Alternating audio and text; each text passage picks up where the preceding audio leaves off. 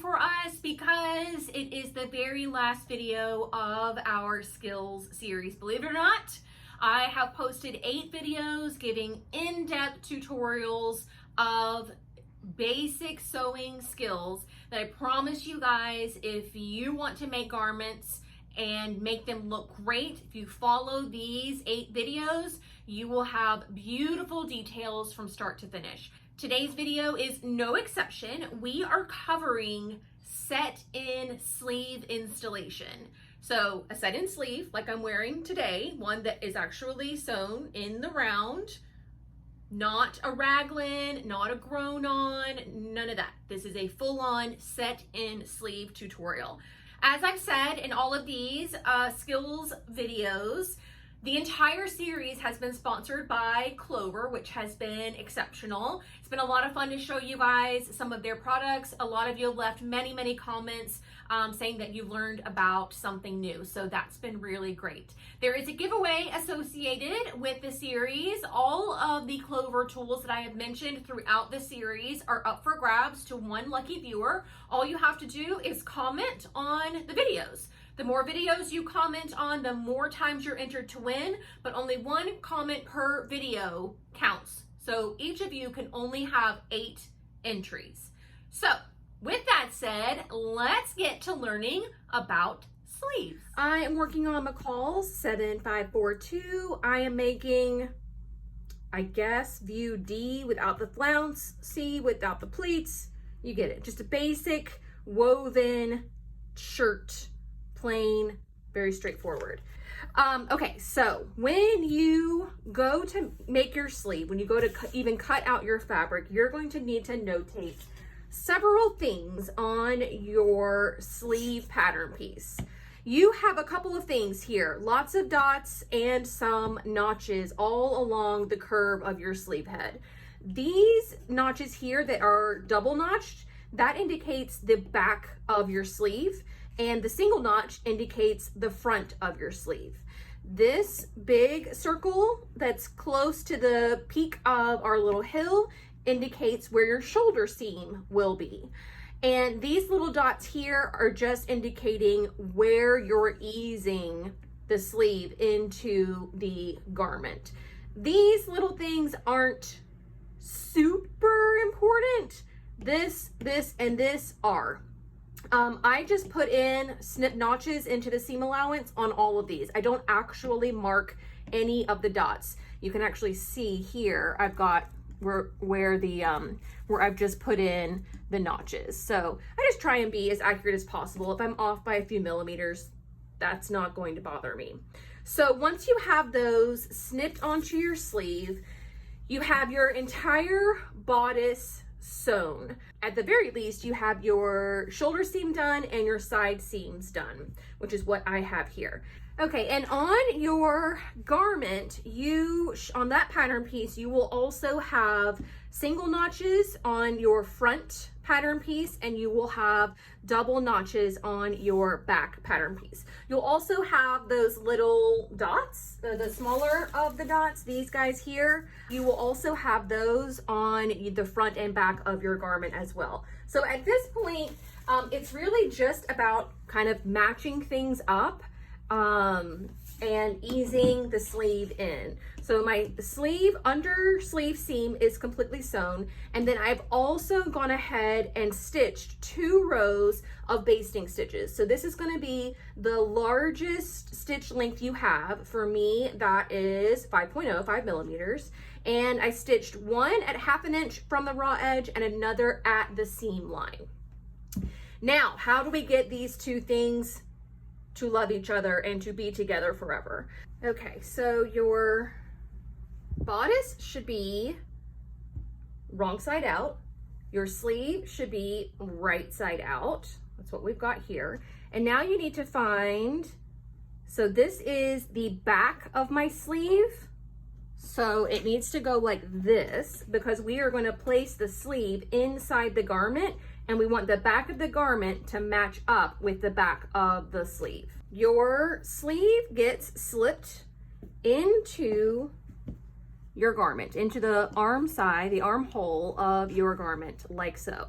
I start by matching up the side seam with the underarm seam of the sleeve and putting a pin lining those two things up. Then you are going to rotate around, and at this point we're just matching notches and dots. So we've got our back notches, the double notch done, and we've got this little notch up by where the small dot was. Okay, match, match, match. And at this point, there should not be any ease needing to be taken from your sleeve. All of this should match inch for inch. Then do the same thing for the area, that same area on the front. Finding your single notch.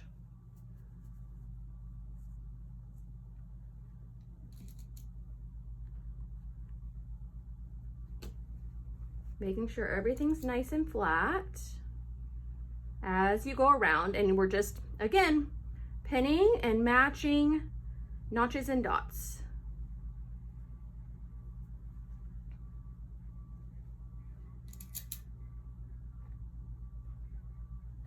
Okay, all right, now here's the fun part. So we're gonna come to the top of our sleeve, like so, and we are going to match up that, it was the large dot with the shoulder seam of the bodice. So that looks like that. I go ahead and pin that into place. So now we've got all of this extra sleeve and not enough bodice. And that is because you need to have room for your shoulder cap to fit in there. So this actually has to like create a little cup to go over your shoulder. So you can take those tails and pull them up. Not a lot. This is not going to be a gather. This is not going to be anything magically that you're going to see from the right side at all. So we're kind of just pulling it up, flattening it out, pulling it up, flattening it out. It's a little bit of finesse. It's a little bit of just kind of, honestly, it's a feel for it. You know, kind of like we were talking about with the zippers, about the more practice that you have on some of these skills, just the more intuitive you get.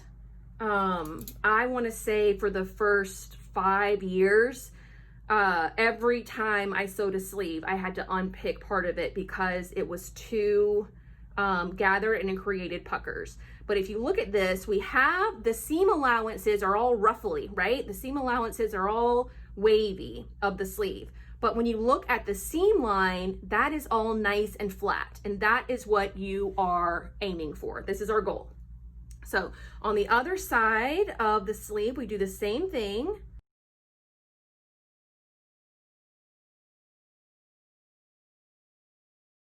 Okay, now we have this really interesting little situation. You want to check a couple things before you start going to your machine and sewing everything together. One is to make sure that you can only see the wrong side of your garment. Inside the sleeve is the wrong side and outside the sleeve is the wrong side as well. That way we know we're doing right sides together. You would be shocked at how easy it is to get those mixed up. You're trying to pay attention to all these notches and dots and you just overlook that. So double check that. And then, you know, you want to go through here and just gently kind of push some of these gathers or where it's kind of like puckering over. You just want to gently ease those out. We're also going to put this in our machine with this gathered side down, with the eased part of the sleeve down on the plate of our sewing machine to let the feed dogs, similar to how we did with the gathers, let the feed dogs kind of smooth that out a little bit. But when I go to my machine, I'm just going to start at this side seam and just work my way around nice and slow, keeping 5/8 inch seam allowance all the way around. Okay, we have our entire sleeve sewn. You can see the stitches there. And you want to pull out your, well, I guess we probably should check and see if we have any puckers. This is the real moment of truth. So you can pull your sleeve out of your garment like so, say a small prayer, and then turn it out the rest of the way, and you can check your work. Some of this is going to press out, like those little itty bitty ones I can probably get to press out. That is kind of a significant one. So you can use your fingers a little bit, but all throughout here, everything looks good, and same on this side here. So I'm pretty satisfied with this. Like I said, I think I'm gonna get a lot of it to pull out. So you can go ahead and get rid of those easing stitches that you put in, so you don't see those guys anymore. Okay, now we need to trim our seam allowances. I'm gonna do mine on the serger, but if you don't have a serger, I think that the best way to trim those seam allowances of a sleeve is with pinking shears. Because the pinking shears create that like zigzag cut, it sort of acts as whenever you clip notches into a curve to get that curve to lie nice and smooth, the pinking shears are going to do something very similar. So I would come in here and cut this with the pinking shears down to where the points are like a little shy of 1/4 of an inch away from the stitching line. I'm going to do something similar with my serger, and so that will take care of that for me. Then you need to press open or press your seam allowances toward the sleeve. You're going to notice that they kind of want to do that on their own anyways. That's just the nature of how the garments are designed and drafted. But you can grab something called a tailor's ham like this, and you lay your sleeve over the top of that bigger part of the ham, and you can see it creates like what kind of looks like a shoulder a little bit. And so you can press all this, and that will allow you to get all of this to lay nice and flat. So I'll go do those things, and I'll come show you what our finished sleeve looks like. Okay, here is our finished sleeve, and you can kind of see what all that easing that we did kind of created like a little home for where our shoulder will go. Isn't that so cool? And because I do my same little hemming trick that we learned in the hemming episode of this series, she's ready to be sewn. And then the hem of this sleeve and the entire sleeve will be completely done. So there you have it. All right, so that is the nitty-gritty of how you do a set-in sleeve. Like I said in the demonstration, there is a little bit of finesse to it. There's a little bit of just like a feeling that you have to have, and you can really only learn that by practicing. The worst thing that can happen after you try to sew a set-in sleeve is that you decide, I'm still not very good at this. You rip out your sleeve and you make it sleeveless. No harm, no foul. The sleeve pattern piece, the fabric that it takes to make, you know, a short sleeve is not a lot.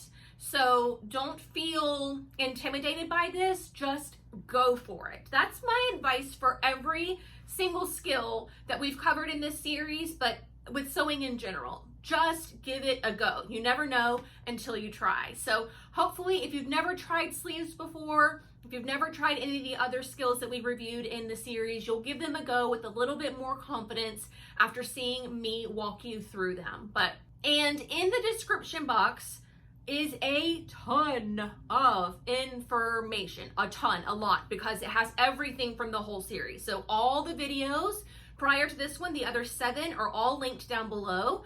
All of the Clover products that I highlighted in the series, each one is linked in the description box as well. What I'm wearing is down there, all of that good stuff. So if you have any questions, check the description box. If it's not answered there, of course, leave it in the comments. But that is going to do it for me today. Thank you all so much for watching, and I'll see you very soon. Bye!